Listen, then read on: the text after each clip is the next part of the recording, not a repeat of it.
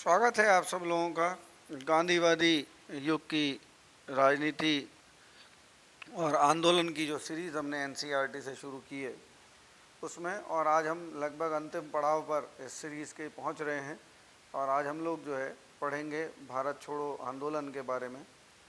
और भी कुछ पहलू जो होंगे उससे संबंधित उन पर भी हम लोग चर्चा करेंगे। तो शुरू करते हैं आज के। उससे पहले मैंने आपको बताया था कि हम लोग नमक सत्याग्रह तक पढ़ कर के आए थे। इसके बाद जब ये सीरीज़ ख़त्म होगी तो फिर हम आए हुए प्रश्नों पर चर्चा करेंगे। वैसे तो काफ़ी सारे लोग क्वेश्चन लिख करके दिखा रहे हैं, अपनी तरफ से भी बना करके दिखाते हैं, सब करते हैं। आगे फिर देखते हैं हम लोग इसके अगले एपिसोड में हम लोग पूरे क्वेश्चंस पर चर्चा करेंगे तो ये सीरीज़ अपने आप में समाप्त हो जाएंगी। अच्छा, एक बात और मैं आपको बता दे रहा हूँ कि सारी सीरीज़ को हम कंप्लीट करते चले जा रहे हैं। जहाँ जहाँ से प्रश्न उठता है आप देखिएगा पेपर उठा करके, तो गांधी जी से मेंस में हर बार प्रश्न पूछा जाता है, एक बार नहीं तो इस बार। और क्योंकि गांधी जी एथिक्स का पार्ट भी हैं, गांधीवादी आपके ऐसे के लिए भी हैं, तो इसको बहुत अच्छे से समझना आपके लिए बहुत ज़रूरी है। तो शुरू करते हैं। तो हमने पिछली बार क्रिप्स मिशन पर एंड किया था और हमने देखा था कि क्रिप्स मिशन जो था वो रक्षा मामले को लेकर के फंस गया था और इस तरह से उसका कोई नतीजा नहीं निकला। आगे पढ़ते हैं हम लोग। क्रिप्स मिशन की विफलता के बाद महात्मा गांधी ने ब्रिटिश शासन के खिलाफ अपना तीसरा बड़ा आंदोलन छेड़ने का फैसला किया। अगस्त 1942 में शुरू हुए इस आंदोलन को अंग्रेज़ों भारत छोड़ो का नाम दिया जा गया है। हालांकि गांधी जी को फौरन गिरफ्तार कर लिया गया था, लेकिन देश भर के युवा कार्यकर्ता हड़तालों और तोड़फोड़ की कार्रवाइयों के जरिए आंदोलन चलाते रहे। कांग्रेस में जयप्रकाश नारायण जैसे समाजवादी सदस्य भूमिगत प्रतिरोध गतिविधियों के में सबसे ज़्यादा सक्रिय रहे। ये क्वेश्चन देखिए यहाँ से पूछा जाता है आपसे। भूमिगत प्रतिरोध की जगह पर जो प्रश्न बनता है, वैसे तो ये भी सेंटेंस लिया जा सकता है कि भूमिगत रूप से क्रांति में भाग कौन लोग लेते रहे, तो उसमें जयप्रकाश नारायण देखिए, आप याद रखिएगा। तो अंडरग्राउंड होकर के जो है आंदोलन चला रहे थे और बेसिकली समाजवादी थे, ध्यान रखिएगा, ठीक है ना। तो भूमिगत होने का मतलब अंडरग्राउंड या छुप करके आंदोलन को चलाना, गिरफ्तार ना होना। बाकी सारे लोगों को गिरफ्तार कर लिया गया था। सबसे ज़्यादा सक्रिय थे। पश्चिम में सतारा और पूर्व में मेदिनीपुर जैसे कई जिलों में स्वतंत्र सरकार या प्रति सरकार की स्थापना की गई। देखिए ये पूछ लिया जाता है, ये क्वेश्चन भी प्री के लिए ही इम्पोर्टेंट है कि किन जगहों पर समांतर सरकार स्थापित हुई, पैरेलल गवर्नमेंट जिसको बोलते हैं। इसका तात्पर्य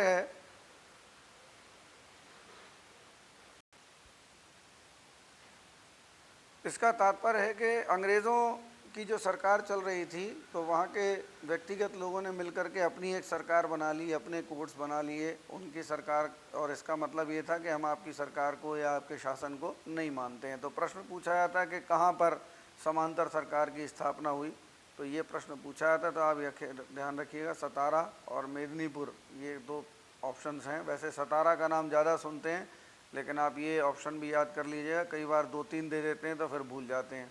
सीधा प्रश्न पूछा जाता है कि समांतर सरकार की स्थापना कहाँ पर हुई थी भारत छोड़ो आंदोलन के दौर में।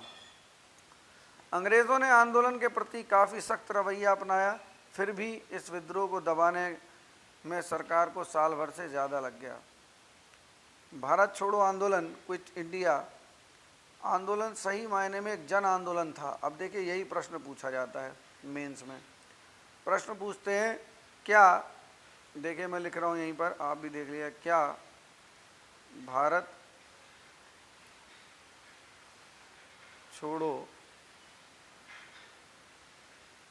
आंदोलन, नोट करते जाइएगा, आंदोलन कितना लिख लिया, एक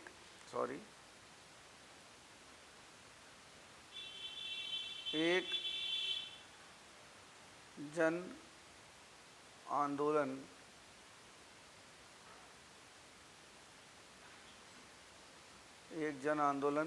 था, ऐसे करके पूछ लिया जाता है आपसे। तो क्या होता है कि आपको सीधे सीधे तो ये लाइन नहीं लिखनी होती कि हाँ, पहले आपको ये दिखाना पड़ेगा कि किस प्रकार से जन आंदोलन था। तब जा कर के ये निष्कर्ष आप देंगे। और एनसीईआरटी के साथ में ही हम जाते हैं इस ऐसे मामलों में जब एनसीईआरटी कह रही है कि ये सही मायने में जन आंदोलन था, तो अन्य इतिहासकारों की पुस्तकें कुछ भी क्रिटिसाइज़ करें इस आंदोलन को, लेकिन अंततः निष्कर्ष के रूप में आपको उसे एक जन आंदोलन मानना ही मानना है, क्योंकि इतिहासकार अपनी अपनी राय देते हैं। जो गांधीवादी राजनीति से खुश नहीं थे या जो मार्क्सवादी नेता थे, इस तरीके के जो लोग हैं वो लोग कटाक्ष करते हैं कि नहीं था, ये था, बहुत सारी चीज़ें थी। तो इस पर ये प्रश्न इसलिए पूछा भी जाता है।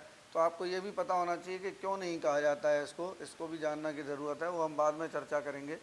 लेकिन क्यों था ये उत्तर इसमें दिया हुआ है, तो आप देख लीजिए।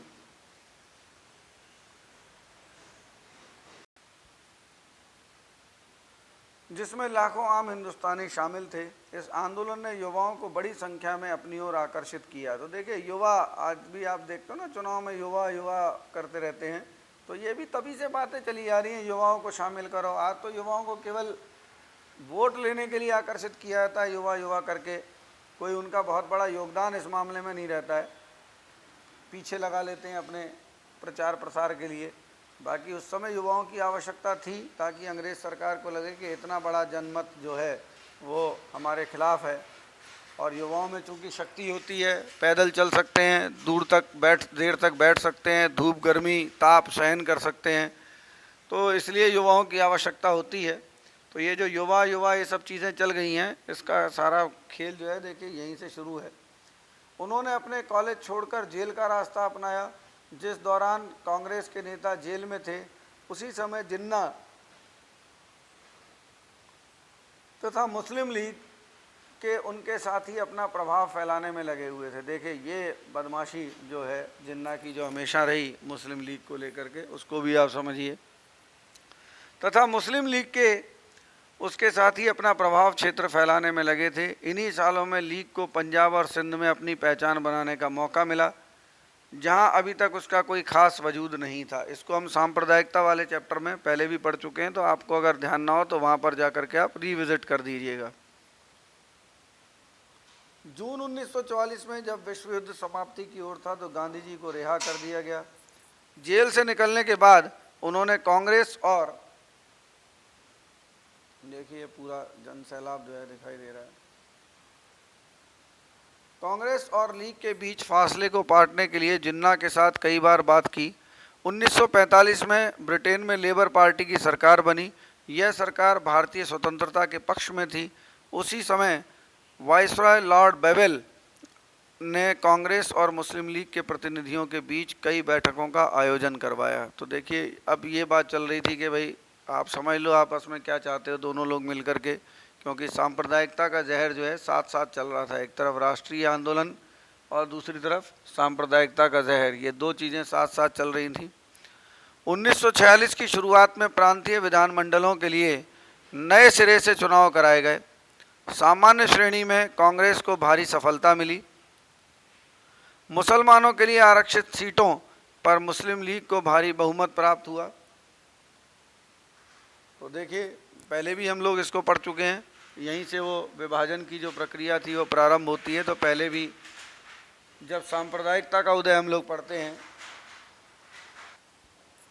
तो हमने वहाँ देखा था कि किस तरह से ये बदलाव हो रहे थे एकदम से 1946 के बाद। 1946 की शुरुआत में प्रांतीय विधानमंडलों के लिए नए सिरे से चुनाव कराए गए। सामान्य श्रेणी में कांग्रेस को भारी सफलता मिली। तो सामान्य श्रेणी में तो कांग्रेस थी भाई भारी सफलता में। मुसलमानों के लिए आरक्षित सीटों में मुस्लिम लीग को भारी बहुमत प्राप्त हुआ। राजनीतिक ध्रुवीकरण पूरी तरह से हो चुका था। तो आज ये जो आप देखते हो, मैं पहले भी बता चुका हूँ, ये राजनीतिक ध्रुवीकरण तभी का मामला है। 1946 की गर्मियों में कैबिनेट मिशन भारत आया। इस मिशन ने कांग्रेस और मुस्लिम लीग को एक ऐसी संघीय व्यवस्था पर राजी करने का प्रयास किया जिसमें भारत के भीतर विभिन्न प्रांतों में सीमित स्वायत्ता दी जा सकती थी। तो देखिए, ये सीमित स्वायत्ता वाली भी मैंने आपको बताया था कि सभी जितने भी प्रांत थे उनको सीमित कुछ स्वायत्ता भी दी जाती। कैबिनेट मिशन, अब देखिए यहाँ से कैबिनेट मिशन के बारे में भी आप जान लें कि कैबिनेट मिशन का मूल मुद्दा क्या था, इसको भी मैं समझा देता हूँ। प्री में आईएएस में इस तरह का क्वेश्चन बताते हैं कि निम्नलिखित में से जो कैबिनेट मिशन की जो प्रमुख बात थी वो क्या थी। और भी प्रावधान थे, कई बार सभी पूछ लेते हैं और इनमें से ये पूछ लेते हैं कौन सा नहीं था, ठीक है ना। तो अब नहीं तो इसी को अलट पलट करके भेज देते हैं। जैसे देखिए, इस मिशन में ने कांग्रेस और मुस्लिम लीग को एक संघीय व्यवस्था पर राजी करने के लिए प्रयास किया, ठीक है, जिसमें भारत के भीतर विभिन्न प्रांतों को सीमित स्वायत्ता दी जा सकती थी। अब क्या करते हैं कि ये जो सीमित स्वायत्ता शब्द देख रहे हो आप, तो ये जो सीमित स्वायत्ता वाली जो बात हो रही थी, इसी को पलट करके लिख सकते हैं कि पूर्णता स्वायत्ता दी जानी थी। इस तरह से कोई बात लिखी जा सकती है। अब जिसने हिस्ट्री को ठीक से पढ़ा नहीं है वो व्यक्ति ऐसे क्वेश्चंस गलत कर देता है। इसलिए आईएएस का पेपर जब देने जाते हैं, या जिस तरह से अब यूपी पीसीएस का एग्ज़ाम होने लगा है, तो वहाँ यदि आपने कंसेप्ट ठीक से नहीं पढ़े हैं तो वहाँ पर भी आपके प्रश्न गलत हो जाएंगे। आपको लगेगा कि आप सही करके आए हो, लेकिन ऐसा होगा नहीं।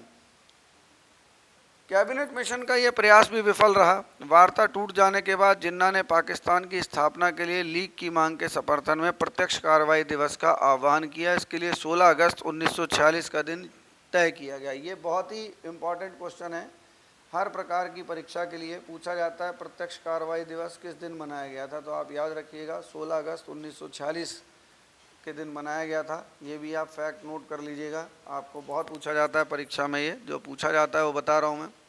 टर्निंग पॉइंट्स जो होते हैं परीक्षा में वो सबसे ज़्यादा पूछे जाते हैं इतिहास में। जहाँ जहाँ से टर्निंग पॉइंट्स हैं वहाँ वहाँ से क्वेश्चन पूछा जाएगा आपसे। उसी दिन कलकत्ता में खूनी संघर्ष शुरू हो गया। तो देखिए, जिस दिन ये तय हुआ उसी दिन दंगे शुरू हो गए। दंगे और इन सब के बारे में आपको पढ़ना है तो मैंने बता दिया कि हमारी जो सांप्रदायिकता वाली सीरीज़ है उसको आप देख लीजिए। यह हिंसा कलकत्ता से शुरू होकर ग्रामीण बंगाल, बिहार और संयुक्त प्रांत व पंजाब तक फैल गई। कुछ स्थानों पर मुसलमानों को तो कुछ अन्य स्थानों पर हिंदुओं को निशाना बनाया गया। फरवरी 1947 में बेवेल की जगह लॉर्ड माउंटबेटन वायसराय नियुक्त किया गया।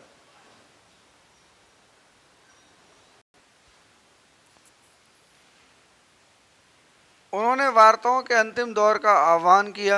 जब सुलह के लिए उनका प्रयास भी विफल हो गया तो उन्होंने ऐलान कर दिया कि ब्रिटिश भारत को स्वतंत्रता दे दी जाएगी, लेकिन उसका विभाजन भी होगा। तो देखिए, इसमें एक बहुत बड़ी भूमिका जो थी, देखिए कि किसी तरीके का कोई समझौता ना हो पाने के कारण भी अंततः विभाजन ही होने की बात हुई। औपचारिक सत्ता हस्तांतरण के लिए 14 अगस्त का दिन तय किया गया। उस दिन भारत के विभिन्न भागों में लोगों ने जमकर खुशियां मनाई। दिल्ली में जब संविधान सभा के अध्यक्ष में मोहनदास करमचंद गांधी को राष्ट्रपिता की उपाधि देते हुए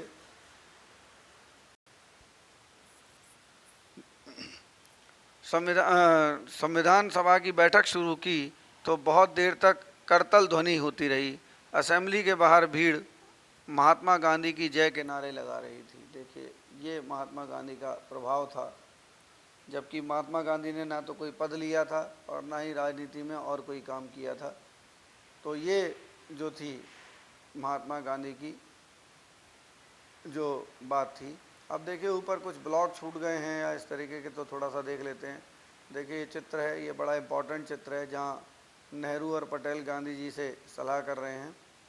तो देखिए, दाईं ओर जवाहरलाल नेहरू तथा बाईं ओर बैठे सरदार वल्लभ भाई पटेल के साथ विचार विमर्श करते महात्मा गांधी। नेहरू और पटेल कांग्रेस के भीतर दो अलग अलग राजनीतिक प्रवृत्तियों, समाजवादी और रूढ़िवादी का प्रतिनिधित्व करते थे। महात्मा गांधी को अक्सर इन दोनों समूहों के बीच मध्यस्थता करनी पड़ती थी। तो ये देखिए, दोनों के बीच में जो थोड़ा सा वैचारिक अंतर था, ये एक ही लाइन में इसमें समझाया गया है। और ऐसी चीज़ों की आपसे डिमांड होती है परीक्षा में। तो छोटी छोटी बातों को जब हम समझ लेते हैं तो वो बात पकड़ने के बाद आपको आसानी से नंबर मिल जाते हैं। अब देखिए, एक ब्लॉक ये है जिसको आप समझ लीजिए, 17 1943 इम्पॉर्टेंट है, क्वेश्चन बनता है यहाँ से प्री के। 19वीं सदी मेंस में भी पूछा गया, टिप्पणी के लिए पूछा गया था। भारत छोड़ो आंदोलन के दौरान समांतर सरकारें, इस तरह से करके क्वेश्चन पूछा गया है। देखिए, 17 1943 19वीं सदी के आखिर के से जाति व्यवस्था और जमींदारी के खिलाफ महाराष्ट्र में एक गैर ब्राह्मण आंदोलन विकसित हो चुका था। इस आंदोलन ने 1930 के दशक तक राष्ट्रवादी आंदोलन के साथ संबंध स्थापित कर लिया गया था। तो ये क्वेश्चन जब बनता है, ऐसा क्वेश्चन आईएएस प्री में उठा के बना देते हैं। अब चूंकि लोगों ने फैक्ट पढ़ा होता है, मेरी बात आप ध्यान से सुनना, तो फैक्ट में तो केवल ये बता दिया जाता है कि 17 में था और ये था, लेकिन इसके पृष्ठभूमि कई बार अच्छी किताबों में लिखी रहती है और वहीं से उठा करके लाइंस बनाई जाती हैं और फिर हमको समझ नहीं आता, हमको लगता है या तो हमारी इन्फॉर्मेशन अधूरी है या फिर हम ये सोचते हैं कि ये चीज़ कहाँ से पूछ ली गई। तो ये सारी जो चीज़ें आपके दिमाग में परीक्षा को लेकर के होती हैं वो हम अपने लेक्चर में किताब पढ़ाने के माध्यम से ही कर रहा हूँ, क्योंकि आप खुद किताब पढ़ोगे तो आप इस बात को कतई नहीं समझ पाओगे। इसलिए मैं ज़ोर दे करके किताब आपको पढ़ा रहा हूँ इस बीच में, नहीं तो जब क्लासेस आपकी चालू होंगी तो किताब नहीं पढ़ पाएगी, मुझे मालूम है। 1943 में महाराष्ट्र के सतारा जिले के कुछ युवा नेताओं ने सेवा दलों तथा तूफान दलों ग्राम इकाइयों के साथ मिलकर एक प्रति सरकार की स्थापना कर ली थी। उन्होंने जन अदालतों का आयोजन किया था, ये अभी मैंने आपको बताया था, खुद की अदालतें बना ली थी, रचनात्मक कार्य किए। कुनबी किसानों के दबदबे और दलितों के सहयोग से चलने वाली सतारा प्रति सरकार सरकारी दमन तथा अंतिम दौर में कांग्रेस के असहमति के बावजूद 1946 तक चुनावों में तक चलती रही। तो देखिए इतना लंबा ये चली थी सतारा की सरकार। एक और क्वेश्चन पूछा जाता है प्री में कि कौन सी समांतर सरकार सबसे ज़्यादा चली थी, तो सतारा की सरकार जो थी वो चली थी। ये सब आप याद रख लीजिएगा, मैंने आपको क्वेश्चंस बता दिए हैं। तो ये हमारे ब्लॉक्स जो थे वो पूरे हुए। आगे बढ़ते हैं, आज हम इसको ख़त्म कर देंगे। आखिरी बहादुराना दिन, ये गांधी जी के ऊपर है। आखिरी बहादुराना दिन 15 अगस्त 1947 को राजधानी में हो रहे उत्सवों में महात्मा गांधी नहीं थे। उस समय वे कलकत्ता में थे, लेकिन उन्होंने वहाँ भी ना तो किसी कार्यक्रम में हिस्सा लिया और ना कहीं झंडा फहराया। गांधी जी उस दिन 24 घंटे का उपवास पर थे। उन्होंने इतने दिन तक जिस स्वतंत्रता के लिए संघर्ष किया था वह एक अकल्पनीय कीमत पर उन्हें मिली थी। उनका राष्ट्र विभाजित था, हिंदू मुसलमान एक दूसरे के गर्दन पर सवार थे। देखिए गांधी जी के लिए जो था ये एक सदमा या शौक जो था वो था एक प्रकार से, क्योंकि गांधी जी ने कभी इस प्रकार की स्वतंत्रता का सपना नहीं देखा था कि ऐसा होगा बाद में जा कर के। तो गांधी जी बजाय स्वतंत्रता का उत्सव मनाने के जहाँ जहाँ दंगे चल रहे थे उनको रोक रहे थे। उनके जीवनी लेखक डीजी तेंदुलकर ने लिखा है कि सितंबर और अक्टूबर के दौरान, अब देखिए आपने एक लुई फिशर का नाम सुना था, उनकी जीवनी गांधी जी की। अब दूसरा डीजी तेंदुलकर देख लीजिए, ठीक है। अब आईएएस इसी तरह से क्वेश्चन बना रहता है, जैसे ज़्यादातर लोग जानते हैं कि जो है क्या नाम से उन्होंने लुई ने जो है लिखी है उनकी जीवनी, लेकिन बहुत कम लोग ये जानते हैं। तो दोनों ऑप्शन जब दे दिए जाते हैं और तीसरा भी एक और साथ में लग जाता है, निम्नलिखित में से किन ने गांधी जी की जीवनी लिखी है, तो ऑप्शन में एक होता है, तो वो तो एक बार में तो एक तो सबको पता होता है, दूसरा तो देखिए यहीं से ये फैक्ट्स मिलते हैं और अच्छी किताबों में लिखी हुई चीज़ें क्वेश्चन बनती हैं। तो डीजी तेंदुलकर ने लिखा कि सितंबर और अक्टूबर के दौरान गांधी जी पीड़ितों को सांत्वना देते हुए अस्पतालों और शरणार्थी शिविरों के चक्कर लगा रहे थे। उन्होंने सिखों, हिंदुओं और मुसलमानों से आह्वान किया कि वे अतीत को भुलाकर अपनी पीड़ा पर ध्यान देने की बजाय एक दूसरे के प्रति भाईचारे का हाथ बढ़ाने तथा शांति में रहने का संकल्प लें। गांधी जी और नेहरू के आग्रह पर कांग्रेस ने अल्पसंख्यकों के अधिकारों पर एक प्रस्ताव पारित किया। कांग्रेस ने दो राष्ट्र सिद्धांत को कभी स्वीकार नहीं किया था। तो देखिए कांग्रेस ने कभी जो है बंटवारा स्वीकार नहीं किया था, ये आप ध्यान रखिए। जब उसे अपनी इच्छा के विरुद्ध बंटवारे पर मंजूरी देनी पड़ी तो भी उनका विश्वास था कि भारत बहुत सारे धर्मों और बहुत सारी नस्लों का देश है, बहुत सारी नस्लों का देश है और उसे ऐसे ही बनाए रखना चाहिए।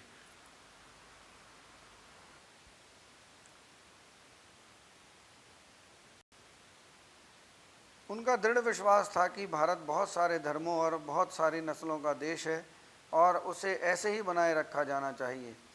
तो देखिए ये एक फ़र्क था पाकिस्तान के बनने में और भारत के बनने में, जिसे हम बार बार भूल जाते हैं कि जिस तरह से पाकिस्तान का निर्माण केवल इस्लामिक एक राज्य के रूप में हुआ था, भारत एक बहुलवादी देश के रूप में उभरा था।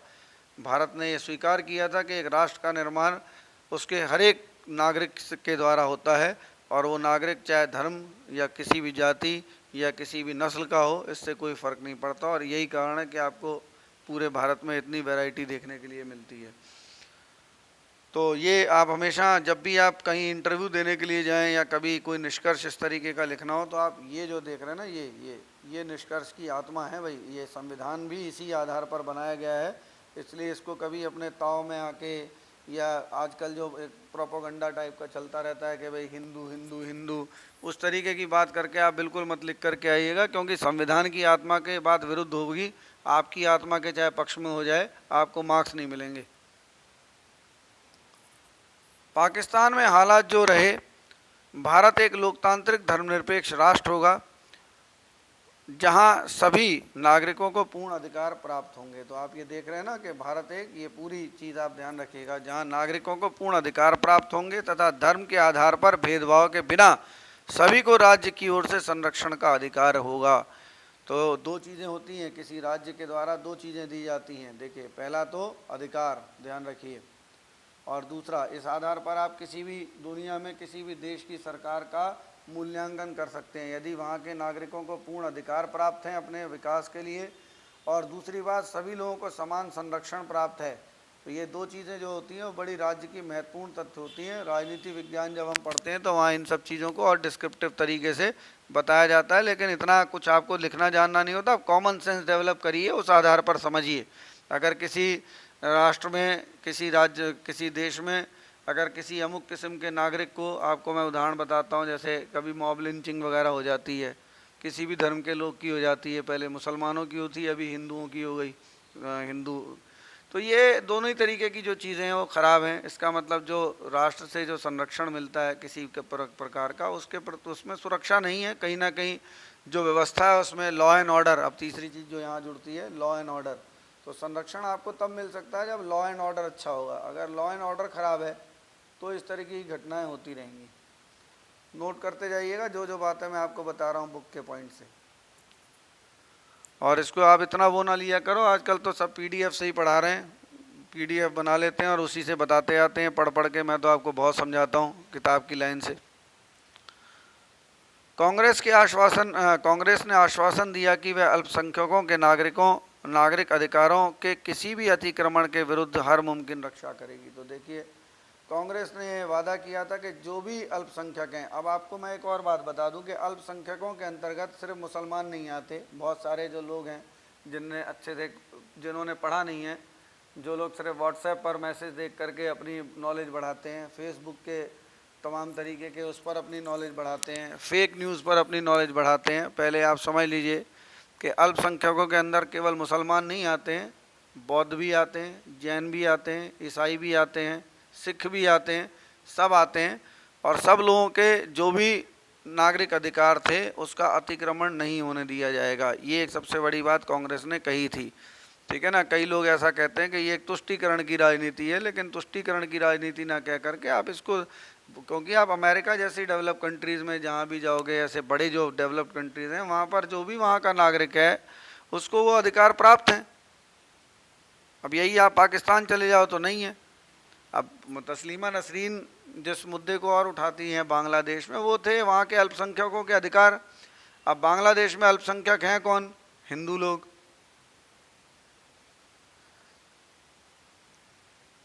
बहुत सारे विद्वानों ने स्वतंत्रता बाद के महीनों को गांधी जी के जीवन का श्रेष्ठतम क्षण कहा है। देखिए, ये मतलब एक और पॉइंट है, यहाँ से भी ऐसी चीज़ें जो है उठा दी जाती हैं बात। बंगाल में शांति स्थापना के लिए अभियान चलाने के बाद गांधी जी दिल्ली आ गए। यहाँ से वे दंगाग्रस्त पंजाब के ज़िलों में जाना चाहते थे, लेकिन राजधानी में ही शरणार्थियों की आपत्तियों के कारण उनकी सभाएं अस्त व्यस्त होने लगीं। बहुत सारे शरणार्थियों को उनकी सभाओं में कुरान की आयतों को पढ़ने की प्रथा पर आपत्ति थी। कई लोग इस बात पर नारे लगाने लगते थे कि गांधी जी उन हिंदुओं और सिखों की पीड़ा के बारे में बात क्यों नहीं करते जो अभी भी पाकिस्तान में फंसे हुए हैं। डीजी तेंदुलकर के शब्दों में, गांधी जी पाकिस्तान में भी अल्पसंख्यक समुदायों के कष्टों के बारे में समान रूप से चिंतित थे। उन्हें राहत प्रदान करने के लिए वे वहाँ भी जाना चाहते थे, लेकिन वहाँ वे किस मुंह जा सकते थे, जबकि दिल्ली में ही वे मुसलमानों की पूरी सुरक्षा करने का आश्वासन नहीं दे पा रहे थे। 20 जनवरी को गांधी जी पर हमला हुआ, लेकिन वे अविचलित अपना काम करते रहे। 26 तारीख को उन्होंने अपनी प्रार्थना सभा में इस बात का जिक्र किया कि बीते सालों में इस दिन यानी 26 जनवरी को किस तरह स्वतंत्रता दिवस के रूप में मनाया जाता था। अब स्वतंत्रता मिल चुकी थी, लेकिन उसके शुरुआती महीने गहरे तौर पर मोहभंग वाले साबित हुए। फिर भी उनको विश्वास था कि बुरी घड़ी बीत चुकी है। भारत के लोग अब सभी वर्गों और धर्मों की समानता के लिए काम करेंगे तथा अल्पसंख्यक समुदायों पर बहुल समुदाय का वर्चस्व और श्रेष्ठता समाप्त होगी। ये सब गांधीवादी विचार हैं, ध्यान रखिएगा। बेशक हिस्ट्री में आप पढ़ ले, इसको सब नोट कर लीजिएगा। गांधी जी के विचार हैं लोगों के विषय में। ज़रूरी नहीं है कि किसी के विचार आपको कहीं लिख करके दे दिए जाएं तब हम समझें। एक अच्छे पढ़ने वाले विद्यार्थी में क्या होता है कि वो चीज़ों को समझता है कि किताब क्या कह रही है। टेक्स्ट बुक क्यों पढ़ना ज़रूरी है गाइड बुक से? यही चीज़, क्योंकि ओरिजिनल जो थॉट्स होते हैं, आपको थॉट प्रोसेस जो होती है वो पता लगती है।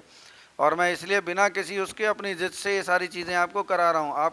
आप तो क्या, कोई भी नहीं समझ पाता है बातें। तो यहीं पर दिए हुए हैं कि गांधी जी के राष्ट्र के विषय में क्या, कैसे राष्ट्र की कल्पना गांधी जी करते थे। भले ही अल्पसंख्यक समुदाय संख्या या प्रभाव की दृष्टि से कितना भी छोटा क्यों ना हो, उन्होंने ये आशा भी जताई थी, यद्यपि भौगोलिक और राजनीतिक रूप से भारत दो भागों में बंट चुका था, लेकिन हृदय में हम सभी सदैव मित्र एवं भाई रहेंगे। अब देखिए, ये उनकी शांतिवादी नीति या सोच का प्रतीक है। एक दूसरे को मदद व सम्मान देते रहेंगे और शेष विश्व के लिए हम एक ही होंगे। तब भी गांधी जी मतलब यही मानते रहे। गांधी जी ने स्वतंत्रता और अखंड भारत के लिए जीवन भर युद्ध लड़ा। फिर भी जब वे देश विभाजित हो गया तो उनकी यही इच्छा थी कि दोनों देश एक दूसरे के साथ सम्मान और दोस्ती के संबंध बनाए रखें। बहुत सारे भारतीयों को उनका ये सहृदय आचरण पसंद नहीं था। देखिए, और 30 जनवरी की शाम को गांधी जी मतलब लिबरल और मतलब शांति फैलाना भी अपने आप में एक नुकसान की चीज़ है। देखो, आप जो शांति फैला रहा है उसके लिए भी नुकसान है। 30 जनवरी की शाम को गांधी जी की दैनिक प्रार्थना सभा में एक युवक ने उनकी गोली मारकर उनको मौत की नींद सुला दिया। उनके हत्यारे ने कुछ समय बाद आत्मसमर्पण कर दिया। वह नाथूराम गौडसे नाम का ब्राह्मण था। देखिए, ठीक है ना। पुणे का रहने वाला गौडसे एक चरमपंथी हिंदुत्ववादी अखबार का संपादक था। वह गांधी जी को मुसलमानों का खुशामदी कहकर उनकी निंदा करता था। गांधी जी की मृत्यु के चारों ओर गहरे शोक की लहर दौड़ गई। भारत भर के राजनीतिक फलक पर उन्हें भावभीनी श्रद्धांजलि दी गई। जॉर्ज ऑरवेल तथा अल्बर्ट आइंस्टीन जैसे विख्यात गैर भारतीयों ने भी उनकी मृत्यु पर हृदय स्पर्शी शब्दों में शोक संदेश भेजे। एक ज़माने में उनकी कदकाठी और कथित रूप से बेतुके विचारों के लिए गांधी जी का उपहास करने वाली टाइम पत्रिका ने उनके बलिदान की तुलना अब्राहम लिंकन के बलिदान से की थी। अब ये भी क्वेश्चन बनाया जा सकता है कि गांधी जी की मृत्यु की तुलना किस और दूसरे नेता से की गई थी। ये नए क्वेश्चन बनते हैं फिर इस तरह। और किस पत्रिका ने कहा था? टाइम पत्रिका ने कहा कि एक धर्मांध अमेरिकी ने लिंकन को मार दिया था क्योंकि उन्हें नस्ल या रंग से परे मानव मात्र की समानता में विश्वास था। दूसरी तरफ एक धर्मांध हिंदू ने गांधी जी की जीवन लीला को समाप्त कर दिया क्योंकि गांधी जी ऐसे कठिन क्षणों में भी दोस्ती और भाईचारे में विश्वास रखते थे। विभिन्न धर्मों को मानने वालों के बीच दोस्ती की अनिवार्यता पर बल देते थे। टाइम ने लिखा, दुनिया जानती थी कि उसने यानी उनकी गांधी जी की मृत्यु पर वैसे ही मौन धारण कर लिया है जिस प्रकार उसने लिंकन की मृत्यु पर किया था। और यह समझना एक मायने में बहुत गहरा और बहुत असाधारण काम है। देखिए, ये चित्र बना हुआ है, इसको भी आप देख लीजिए। गांधी जी का बड़ा फेमस चित्र है। महात्मा गांधी की मृत्यु एक प्रचलित चित्र। लोक छवियों में महात्मा गांधी को एक देवता का रूप दिया गया था और उन्हें राष्ट्रवादी आंदोलन में एकीकरण को समर्पित शक्ति के रूप में देखा जाता था। यहाँ पर आप जवाहरलाल नेहरू और सरदार पटेल यानी कि कांग्रेस के भीतर दो अलग अलग धाराओं के प्रतिनिधियों को गांधी जी की चिता के दोनों ओर खड़ा हुआ देख सकते हैं, मध्य में स्वर्ग से महात्मा गांधी आशीर्वाद दे रहे हैं। तो ये देखिए, आप चित्र भी देखते जाया करो, इससे आपकी वो होती है। अब देखिए, ये बहुत इंपॉर्टेंट पार्ट है, मैं यहीं ख़त्म आज लेक्चर कर देना चाहता हूँ पूरा, ताकि आगे फिर नई चीज़ों को बढ़ाया जा सके। गांधी जी को समझना, this is very important point, क्योंकि गांधी जी के प्रति समझ को लेकर के भी बहुत सारे क्वेश्चन उनकी पर्सनालिटी से आते हैं। तो सबसे पहले हम टेक्स्ट देखेंगे, फिर टेक्स्ट देखने के बाद प्रश्न जो अगला वो होगा उसमें हम बताएंगे।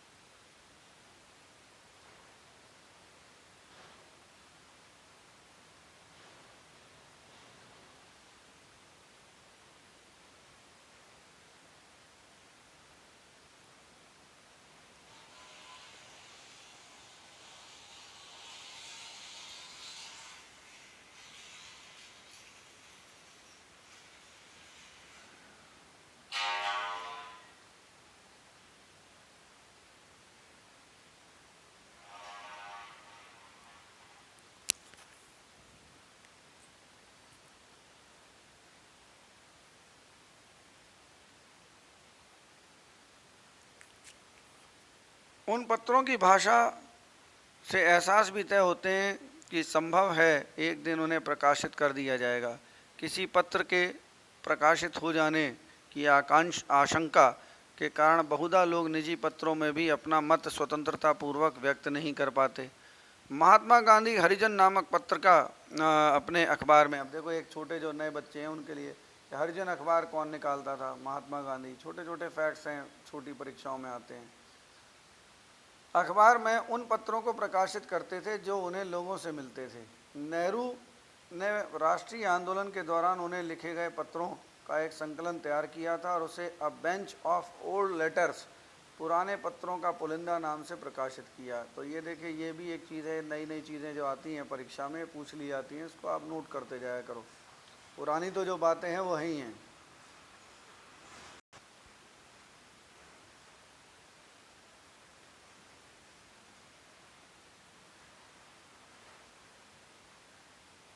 देखते हैं,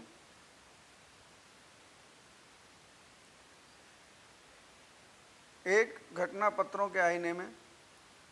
1920 के दशक में जवाहरलाल नेहरू समाजवाद से लगातार प्रभावित होते जा रहे थे और 1928 में जब वे यूरोप की यात्रा से लौटे तो सोवियत संघ के प्रयोगों से गहरे तौर पर प्रभावित थे। जब उन्होंने समाजवादियों जय प्रकाश नारायण, नरेंद्र देव, NG रंगा, अब इनके आप नाम याद रख लीजिएगा, इन नेताओं के, ये समाजवादी नेता थे, के साथ घनिष्ठता पूर्वक काम करना शुरू किया तो कांग्रेस के भीतर समाजवादियों और रूढ़िवादियों के बीच एक खाई पैदा हो गई। 1936 में देखे दो लोग हो गए थे, एक समाजवादी थे और दूसरे गांधीवादी थे। बता देता हूं मैं आपको, और एक पूरा चैप्टर है इतिहास में समाजवाद का विकास कांग्रेस के। तो ये दो तरह से है, एक कांग्रेस के भीतर रह करके जो नेहरू ने किया। नेहरू जी का ये मानना था कि अगर नेहरू जी समाजवादी पार्टी या समाजवाद में चले जाते हैं तो राष्ट्रीय आंदोलन कमज़ोर हो जाएगा, क्योंकि कांग्रेस ही वो पार्टी थी जो राष्ट्रीय आंदोलन का नेतृत्व कर सकती थी और उसमें भी उस जो गांधी जी थे उनके हाथ में पूरे नेतृत्व की डोर थी। ये नेहरू जी अच्छे से जानते हैं। लेकिन कुछ लोग स्पष्ट रूप से समाजवादी हो गए और उन्होंने अपने तरीके से अपने उसको बढ़ाया आगे। ये एक अलग विषय है, उसको अलग कहीं उसको करेंगे, लेकिन देखते जाइए यहाँ जो भी कुछ लिखा है। 1936 में कांग्रेस का अध्यक्ष बनने के बाद नेहरू ने फांसीवाद के खिलाफ जमकर लिखा। फांसीवाद मतलब उस दौर में जो हिटलर और मुसोलिनी के नेतृत्व में जो जर्मनी और इटली में फैल रहा था जो वाद, वो फांसीवाद कहलाता है। नेहरू ने समाजवादी वक्तव्यों से चिंतित रूढ़िवादियों ने राजेंद्र प्रसाद और सरदार पटेल के नेतृत्व में कांग्रेस वर्किंग कमेटी से इस्तीफा देने की धमकी दी। ठीक है ना। अब ये रूढ़िवादी कौन थे देखिए, इसमें भी राजेंद्र प्रसाद ये गांधीवादी थे और सरदार पटेल, ठीक है ना। तो इन्होंने उस समय ये विवाद आपस में चलता था, उसको आज भी कई सारी पार्टीज उठाती हैं कि इनमें आपस में बनती नहीं थी। दूसरी ओर बम्बई के कुछ प्रसिद्ध उद्योगपति ने नेहरू की आलोचना करते हुए बयान जारी किया। इसके बाद प्रसाद और नेहरू दोनों महात्मा गांधी के पास गए और वर्धा में स्थित उनके आश्रम में उनसे मिले। गांधी जी ने एक बार फिर मध्यस्थ की भूमिका अदा करते हुए नेहरू के रेडिकल तेवरों पर अंकुश लगाने तथा प्रसाद तथा अन्य नेताओं के को नेहरू के नेतृत्व की अहमियत पर ध्यान दिलाने के लिए प्रेरित किया। तो इस तरह से गांधी जी का एक जो सामंजस्यपूर्ण जो रवैया था दो विरोधी विचारों के बीच में, ये उनकी एक खूबी थी। तो ये चीज़ आपको देखना है और इन्हीं पॉइंट्स को पकड़ा भी जाता है। तो ये आप बंच ऑफ लेटर्स में से लिया हुआ है, ठीक है। इसके बाद देखिए दूसरा है, आप बंच ऑफ लेटर्स से दूसरा वर्धा में। प्रिय जवाहरलाल जी, कल आपसे विदा लेने के बाद हमने महात्मा गांधी जी से एक लंबी बातचीत और आपस में देर तक चर्चा की। हम समझते हैं कि आपको हमारे ओर से अपनाए गए मार्ग का पर काफ़ी दुख है और हमारे पत्र के भावों से आप विशेषता आहत हुए हैं। आपको शर्मिंदा करना और आपको चोट पहुंचाना कभी हमारा इरादा नहीं था, और अगर आपको ऐसा लगता है कि इससे आपको ठेस पहुंची है तो हम बिना किसी हिचक के अपना पत्र वापस लेते हैं, उसमें संशोधन कर लेते हैं। परंतु हमने समग्र स्थिति पर पुनर्विचार करने के बाद ये पत्र तथा अपने इस्तीफे वापस लेने का फैसला लिया है। हमें लगता है कि प्रेस में छपे आपके बयानों में आप कांग्रेस के सामान्य कार्यक्रम पर उतना नहीं बोल रहे थे जितना कि एक ऐसे विषय पर बोल रहे थे जिसे कांग्रेस ने स्वीकृति नहीं दी है, और ऐसा करते हुए आप वर्किंग कमेटी में हमारे मुट्ठी भर सहयोगियों और कांग्रेस के अल्पसंख्यक वर्ग के प्रवक्ता की तरह बोल रहे हैं, न कि बहुल वर्ग के प्रतिनिधि के रूप में, जिसकी कांग्रेस अध्यक्ष के नाते आपसे अपेक्षा की थी। तो देखिए किस तरह से लेटर्स वगैरह लिखे जाते थे इन लोगों के। हमारे विरुद्ध लगातार एक अभियान चलाया जा रहा है जिसमें हमें ऐसे व्यक्तियों के रूप में प्रस्तुत किया जा रहा है जिनका समय बीत चुका है, जो पुराने पड़ चुके हैं और वर्तमान में अप्रासंगिक हो चुके विचारों का प्रतिनिधित्व करते हैं। मतलब कहने का मतलब ये हुआ कि उस समय जो समाजवादी विचारधारा थी वो नए रूप में उभर करके आई थी, और गांधीवादी विचारधारा जो थी उसको पुराना मान करके समाजवादी विचारों का प्रचार हर मंच पर नेहरू जी किया करते थे, और इस बात को लेकर के थोड़ा सा मतभेद था। ये देख लीजिए किस तरह से, उससे आपको समझ जाइए स्तर। हमारे विरुद्ध लगातार हमें ऐसे लोगों के रूप में प्रस्तुत किया जा रहा है जो देश की प्रगति में बाधक हैं, जिन्हें उनके पदों से हटा दिया जाना चाहिए, जो उन्होंने अनाधिकार प्राप्त कर लिए हैं। हमने महसूस किया कि अन्य लोगों के साथ हमारे साथ भी यही अन्याय किया है और कर रहे हैं, तथा हमें आपसे वह संरक्षण नहीं मिल रहा है जो एक सहकर्मी और उसका अध्यक्ष होने के नाते मिलना चाहिए। आपका राजेंद्र प्रसाद। फिर देखिए एक और लेटर है, इसको आप देख लीजिएगा, पढ़ लीजिएगा लेटर्स को, ठीक है। ये नहीं तो मैं ही पढ़ के सुना देता हूँ। मैं कल रात ही यहाँ पहुँचा हूँ।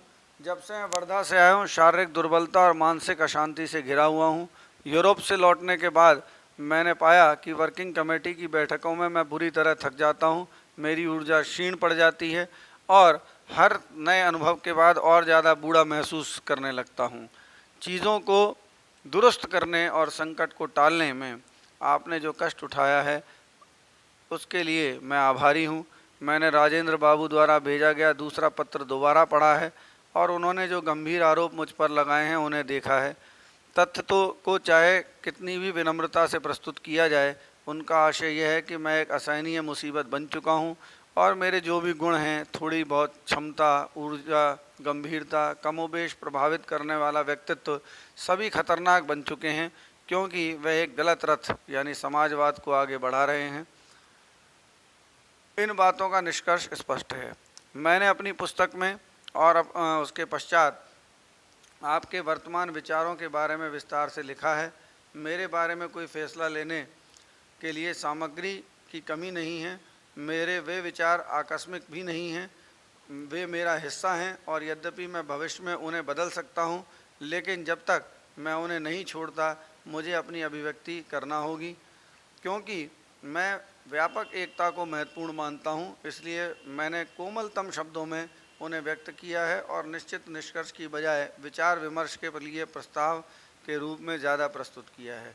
मुझे इस पद्धति में और कांग्रेस में जो भी कुछ कर रही है उसके बीच कोई टकराव दिखाई नहीं देता।